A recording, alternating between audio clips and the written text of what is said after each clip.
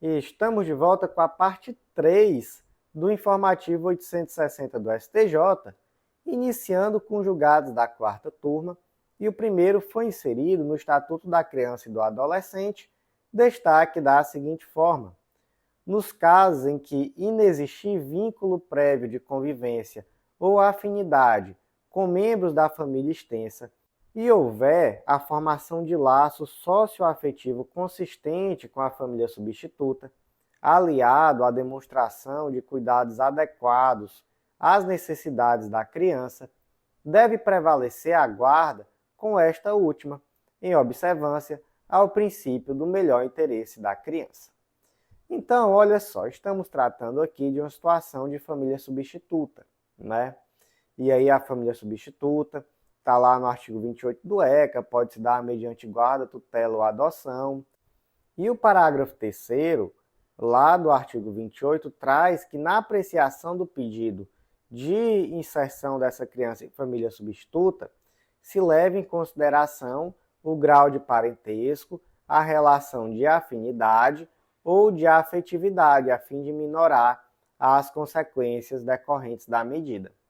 Por quê, gente? Porque imagina o que parece, né, pelo menos assim, à primeira vista, o que parece ser mais problemático. Tirar a criança do seio da família para colocar essa criança dentro da própria família, mas, por exemplo, com um tio, com um primo, com um avô, enfim, ou tirar essa criança e colocar em uma outra família que realmente não tem um vínculo. É melhor, não é, que primeiro se tente colocar essa criança na família extensa, não é? Mas isso é algo que está ali cravado na pedra, sempre vai prevalecer a família extensa? Não. Por quê? Porque olha só, quando nós tratamos de direito de criança e adolescente, sempre observe o princípio do melhor interesse. O que parece ser melhor para aquela criança naquele caso concreto. E aí, olha só que caso concreto triste. Imagina que a Helena nasceu prematura porque a mãe usava drogas durante a gestação. E aí, por conta disso, ela tem algumas comorbidades que demandam cuidados contínuos. Com 2 meses, ela foi acolhida e aí foi colocado na guarda provisória de uma família substituta habilitada, permaneceu durante quase todo o primeiro ano de vida, sem qualquer tipo de intercorrência.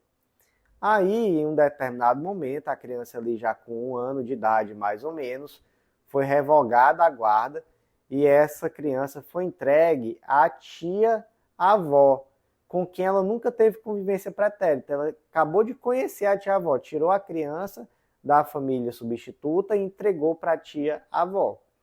E aí, logo depois, essa criança acabou tendo um agravamento do estado de saúde, o que acabou sugerindo a insuficiência de cuidados, porque, como nós já vimos, não é, ela tinha ali uma situação, uma comorbidade que decorreu desse nascimento prematuro e da própria situação da gestação, que foi problemática. Aí vem a pergunta: o que o juiz faz em um caso concreto desse? O STJ entendeu que aqui vai prevalecer a situação da família substituta. Por quê? Porque apesar de não fazer parte da família extensa, de serem pessoas estranhas à família, não é propriamente dita, já existia ali um vínculo de afinidade. Então, durante toda a vida da criança, que é curta, né, uma criança de 1 ano, mas desse 1 ano, essa criança teve ali 9 meses com essa família substituta, já tinha vínculo, né? A criança de 1 ano já tem vínculo com as pessoas que criam ela.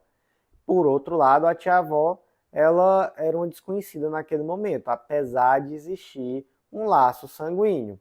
E pesou muito também, com certeza nesse caso concreto, a situação de saúde. A criança, ela aparentemente estava mais bem cuidada na sua saúde debilitada com a família substituta inicial. Então, quais foram aqui as razões de decidir, tá? Prioridade da família extensa, que não é absoluta. A família extensa exige convivência e afetividade. E aí, nesse ponto, é interessante, porque a lei fala assim, ó, levar-se-á em conta o grau de parentesco e a relação de afinidade ou de afetividade. Então, é conjugado, não é? O grau de parentesco e a relação de afinidade ou afetividade. E aí, no caso concreto, como a criança nunca tinha tido nenhum contato com a tia-avó, não existia relação de afinidade, apesar de existir o parentesco. Por outro lado, já existia uma relação de afinidade com a família que estava criando a criança efetivamente. Terceiro ponto foi o laço socioafetivo e o cuidado, que foram comprovados. 4, a proteção à estabilidade e a vedação a mudanças abruptas. E 5, a coerência com precedentes do STJ, que observam exatamente essa primazia do melhor interesse da criança. Então, como é que ficou o destaque? Nos casos em que inexistir vínculo prévio de convivência ou afinidade com membros da família extensa e houver a formação de laço socioafetivo consistente com a família substituta, aliada à demonstração de cuidados adequados às necessidades da criança, deve prevalecer a manutenção de guarda com esta última, em observância ao princípio do melhor interesse da criança.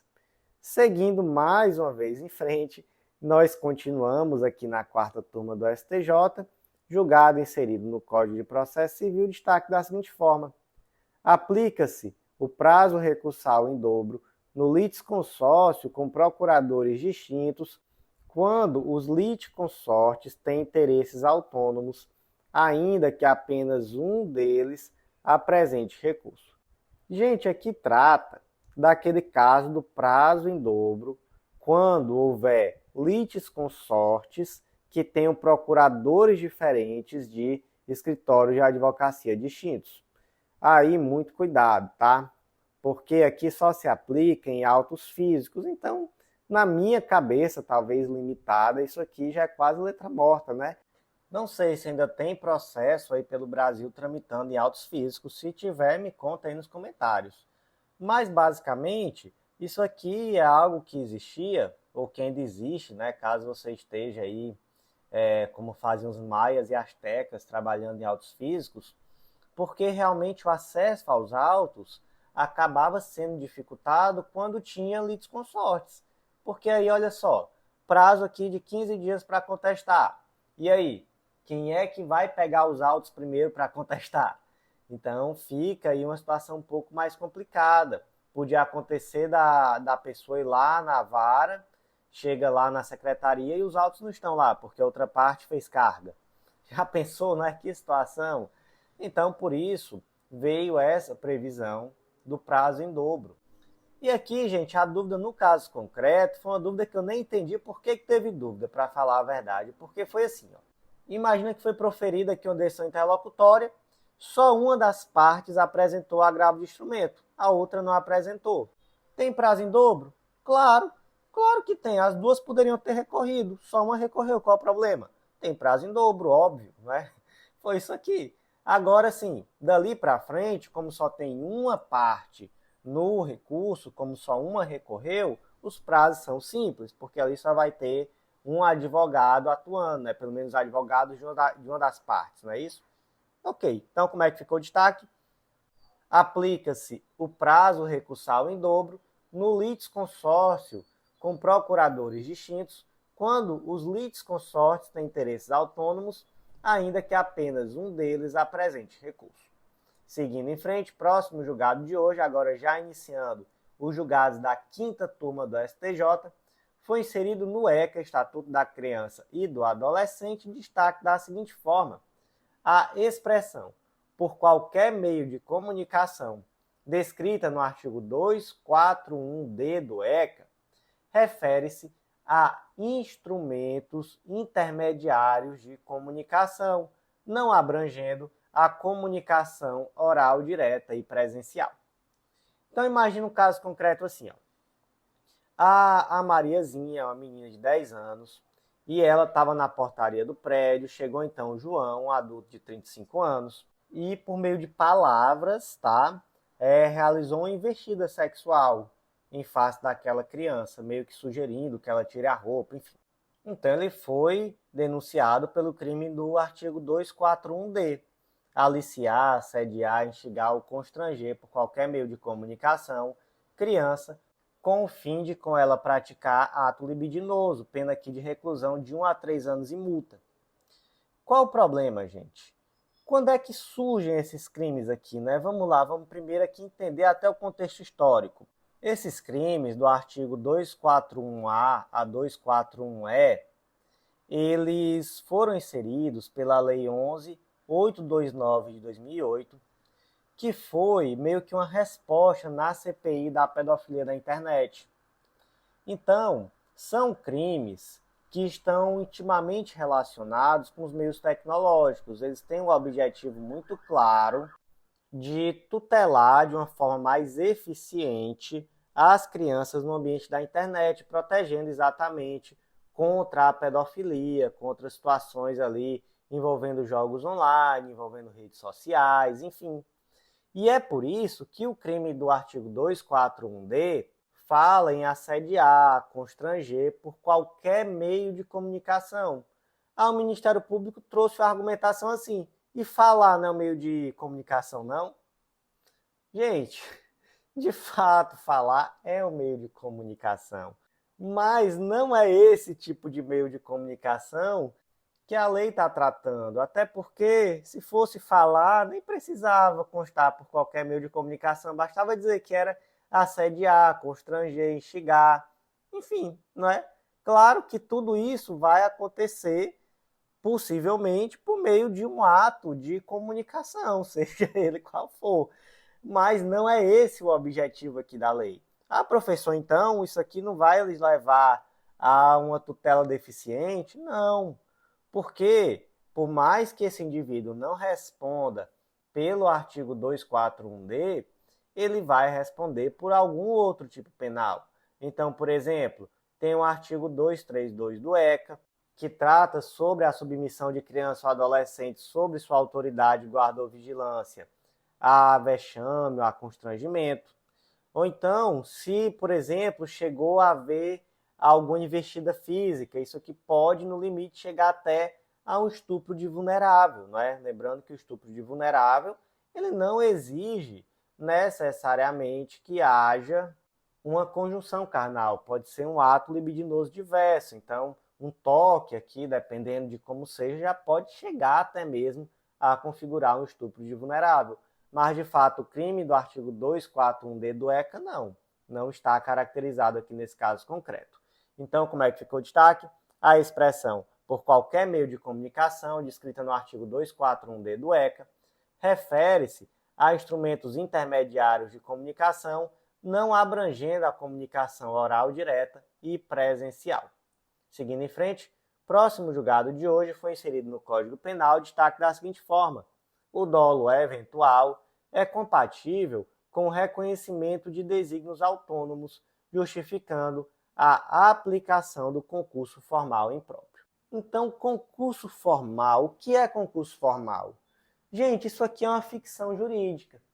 Serve para atenuar a situação do indivíduo. Quando é que ocorre um concurso formal? Quando o agente, mediante uma só ação ou omissão, pratica 2 ou mais crimes idênticos ou não.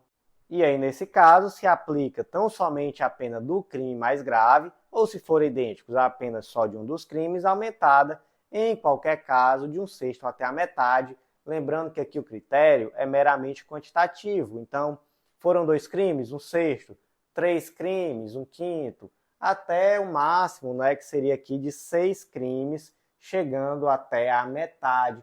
Mesmo critério da continuidade delitiva, tá? Também quantitativo, só que lá vai até 2/3, então até 7 crimes.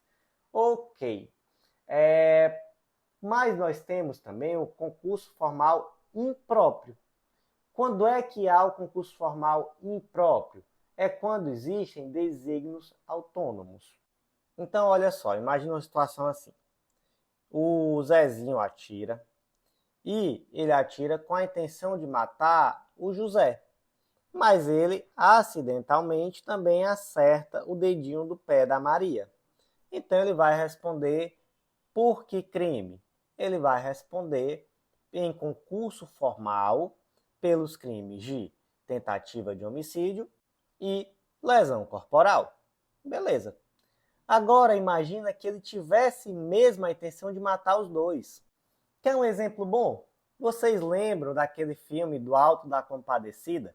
Que no final o cangaceiro vai matar a mulher que traiu o marido e o marido se abraça com ela e diz, pois pode atirar e matar nós dois juntos, e o cangaceiro diz, melhor ainda que economiza uma bala. É isso. É um só ato, um só tiro, mas desígnios autônomos. Ele deu um tiro e matou dois, economizou uma bala. Mas ele não vai responder em concurso formal próprio. Ele vai responder em concurso formal impróprio, que é a mesma coisa, né? A mesma forma de cálculo do concurso material. Qual o detalhe? Para que haja desígnio autônomo, é necessário que os dois crimes cometidos sejam dolosos. Mas aqui, gente, não importa se é dolo direto ou dolo eventual. Então, mesmo o dolo eventual, ele é compatível com o concurso formal impróprio. Então, caso concreto aqui, por exemplo, imagina que o Rafael, ele dirigindo em altíssima velocidade, ele realiza uma manobra super arriscada em uma via pública movimentada. E aí ele colide com outro veículo e ele causa a morte não só do condutor do veículo atingido, como também de Beatriz, que era a passageira que estava ao lado dele.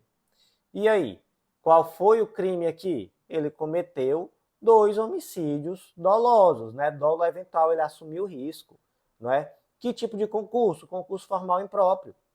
Por quê? Porque mesmo no dolo eventual, é possível reconhecer a figura de desígnios autônomos, já que ele assumiu o risco em relação a todo mundo que pudesse estar na rua, em relação à pessoa que estava do lado dele, e aqui vai sim ser possível o concurso formal impróprio.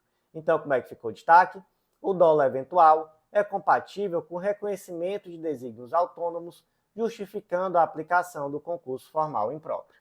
Seguindo em frente, próximo julgado, inserido no Código de Processo Penal, destaque da seguinte forma: o marco interruptivo da prescrição nos processos eletrônicos ocorre na data em que a sentença é assinada e disponibilizada nos autos digitais, equiparando-se à disponibilização eletrônica da sentença à entrega física ao escrivão.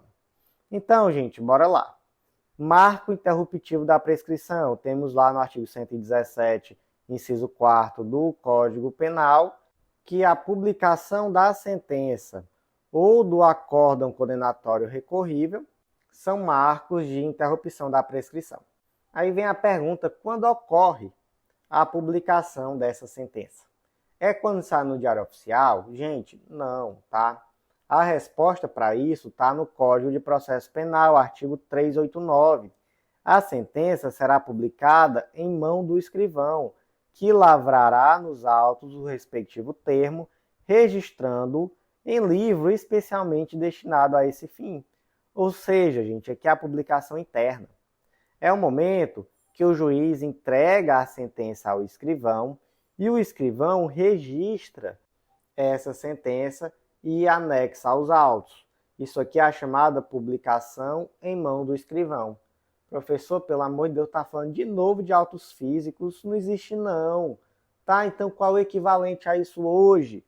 É o momento em que se junta o documento no PJE com a assinatura digital. Então, é nesse momento que ocorre a interrupção da prescrição. Não tem relação com a publicação da decisão no Diário Oficial, beleza? É no momento em que se junta nos autos digitais. Então, como é que ficou o destaque?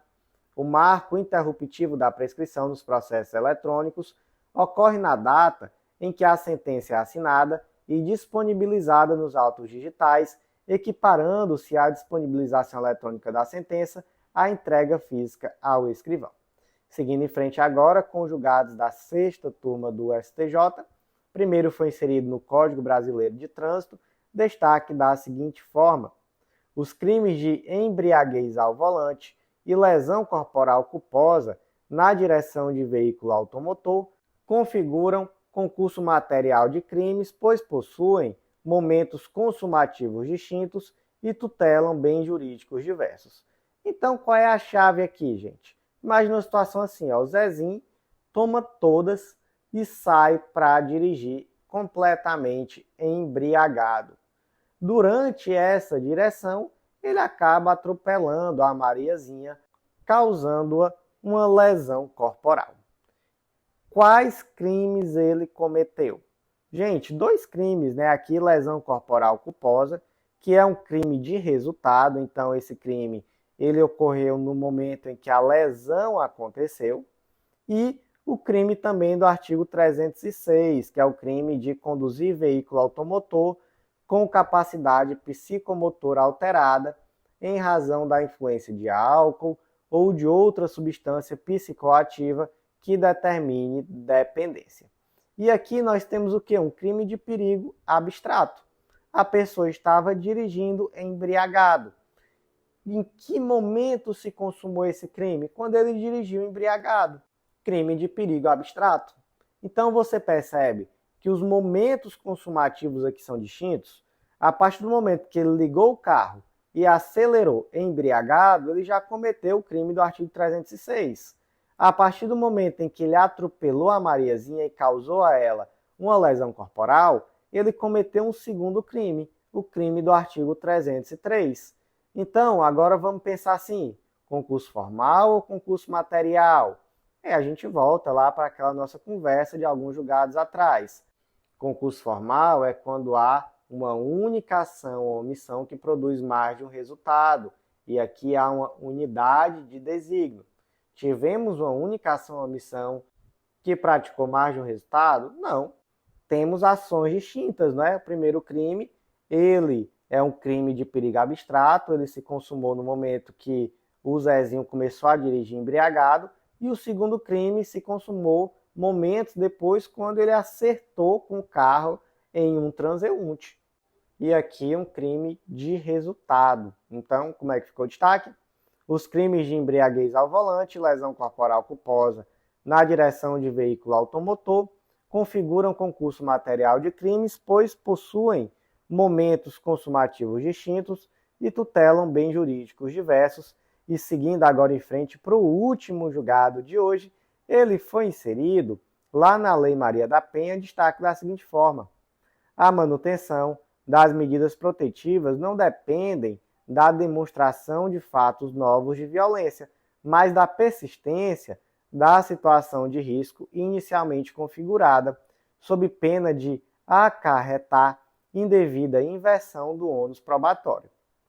Gente, sobre esse tema aqui, nós tivemos alterações legislativas razoavelmente recentes, foi a Lei 14.550 de 2023, que veio exatamente para deixar ainda mais claro que as medidas protetivas de urgência vigorarão enquanto persistir o risco à integridade física, psicológica, sexual, patrimonial ou moral do ofendido e seus dependentes. Está lá no parágrafo 6º do artigo 19, incluído pela Lei 14.550 de 2023. Já era assim antes, tá? Mas às vezes a lei vem nos contar de uma forma mais clara aquilo que já existia. E aí, gente, sobre esse ponto, nós temos um tema repetitivo que é importantíssimo, que é o tema 1249 do STJ. Esse julgado, ele basicamente aplicou, tá, esse tema repetitivo.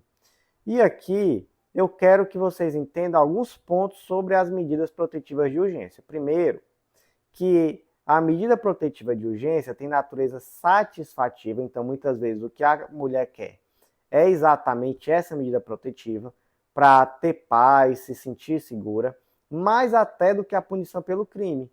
Às vezes ela quer a medida protetiva propriamente dita. Então, possui uma natureza jurídica de tutela inibitória, ela não se vincula à existência de nenhum tipo de procedimento, seja de um inquérito, seja de uma ação penal, enfim, nada disso, tá? Essas medidas precisam durar enquanto persistir a situação de risco. Ela não se submete a obrigatoriamente uma revisão periódica em um determinado prazo. Tem que ser reavaliada? Tem. Mas não é possível revogar sem antes ouvir a mulher, tá? Então, muito cuidado com isso. Tem que demonstrar fato novo? Não, tem que demonstrar a continuidade daquele fato que inicialmente existiu, que ainda existe algum motivo justo para que haja um temor da mulher em relação àquele agressor ou potencial agressor, suposto agressor, enfim, tá? Então, muito cuidado com esses pontos. O juiz não pode simplesmente revogar sem ouvir a mulher. E outra coisa, ela tem que ser sempre comunicada, tá? Então, revogou a protetiva? Comunica. Importante, né? Fazer isso. Não deixa de comunicar, não. Então, qual é o ponto central aqui desse julgado de hoje? Como eu disse, ele foi basicamente uma aplicação do tema 1249, mas o foco aqui foi exatamente nessa situação de que não há necessidade de demonstrar fato novo de violência. Então, imagina que o Zezinho ameaçou a Mariazinha diversas vezes, mas está com uns 6 meses mais ou menos que ele não ameaça. E aí ele requer que seja retirada essa medida protetiva, dizendo, olha, está com 6 meses que eu não ameaço, não tem nenhum fato novo, então tá bom já, né? Não, gente. Até porque aí você está colocando sobre a mulher um ônus de estar sempre trazendo ao judiciário uma nova situação de violência para justificar a manutenção dessa protetiva. Enquanto, se a gente for pensar que pragmaticamente, um novo fato, via de regra, vai justificar uma prisão preventiva. Então, se o indivíduo ele já tem uma medida protetiva contra ele, mesmo assim ele está ameaçando, mesmo assim ele agrediu, é prisão preventiva nele. Não é negócio de manutenção de protetiva, não. Tá? Então, para manter a preventiva, tem que demonstrar que subsiste ainda um receio, né, um fundado temor de violência, e não fato novo. Então, como é que ficou o destaque? A manutenção de medidas protetivas não depende da demonstração de novos fatos de violência, mas da persistência da situação de risco inicialmente configurada, sob pena de acarretar indevida inversão do ônus probatório. E, meus amigos, por hoje foi isso. Eu agradeço muito a você que ouviu até o final. Deixa aquele like, curte, compartilha, envia para aquele amiguinho, compartilha na sua rede social, marca a gente, enfim. Tudo que você fizer vai trazer engajamento e vai fortalecer esse projeto e vai ser um grande incentivo à sua continuidade. Então, por hoje foi isso. Eu agradeço a você que ouviu até o final e até a próxima.